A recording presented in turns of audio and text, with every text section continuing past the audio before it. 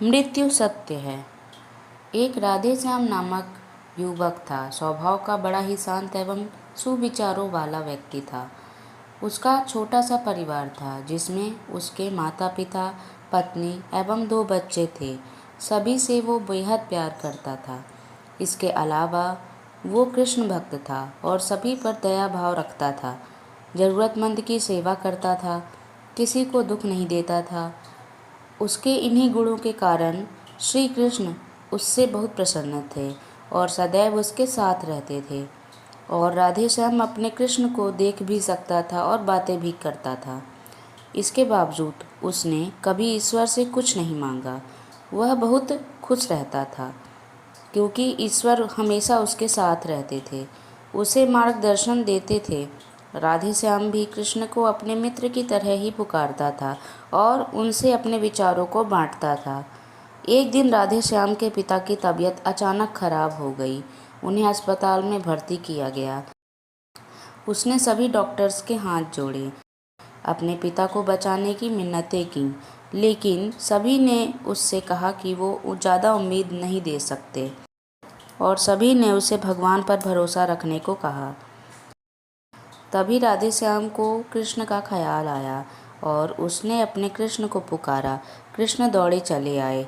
राधे श्याम ने कहा, मित्र, तुम तो भगवान हो, मेरे पिता को बचा लो। कृष्ण ने कहा, मित्र, ये मेरे हाथों में नहीं है। अगर मृत्यु का समय होगा तो होना तय है।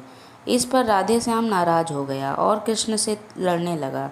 गुस्से में उन्हें कोसने लगा। भगवान ने भी उसे बहुत समझाया पर उसने एक न सुनी। तब भगवान श्री कृष्ण ने उससे कहा, मित्र, मैं तुम्हारी मदद कर सकता हूँ, लेकिन इसके लिए तुम्हें एक कार्य करना होगा। राधे श्याम ने तुरंत पूछा, कैसा कार्य?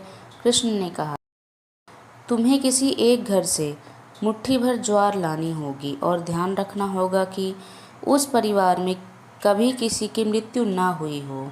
राधे श्याम झट से हाँ बोलकर तलाश में निकल गया। उसने कई दरवाजे खटखटाए। हर घर में ज्वार तो होती, लेकिन ऐसा कोई नहीं होता जिनके परिवार में किसी की मृत्यु ना हुई हो। किसी का पिता, किसी का दादा, किसी का भाई, माँ, काकी या बहन। 2 दिन तक भटकने के बाद भी राधे श्याम को ऐसा एक भी घर नहीं मिला। तब उसे इस बात का एहसास हुआ कि मृत्यु एक अटल सत्य है। इसका सामना सभी को करना होता है, इससे कोई नहीं भाग सकता। और वो अपने व्यवहार के लिए कृष्ण से क्षमा मांगता है और निर्णय लेता है कि जब तक उसके पिता जीवित हैं उनकी सेवा करेगा। थोड़े दिनों बाद राधे श्याम के पिता स्वर्ग सिधार जाते हैं। उसे दुख तो होता है, लेकिन ईश्वर की दी उस सीख के कारण उसका मन शांत रहता है। दोस्तों, इसी प्रकार हम सभी को इस सच को स्वीकार करना चाहिए कि मृत्यु एक अटल सत्य है। उसे नकारना मूर्खता है। दुख होता है, लेकिन उसमें फंस जाना गलत है, क्योंकि केवल आप ही उस दुख से पीड़ित नहीं हैं, अपितु संपूर्ण मानव जाति उस दुख से रूबरू होती ही है। ऐसे सच को स्वीकार कर आगे बढ़ना ही जीवन है। कई बार हम अपने किसी खास के चले जाने से इतना बेबस हो जाते हैं कि सामने खड़ा जीवन और उससे जुड़े लोग हमें दिखाई ही नहीं पड़ते। ऐसे अंधकार से निकलना मुश्किल हो जाता है।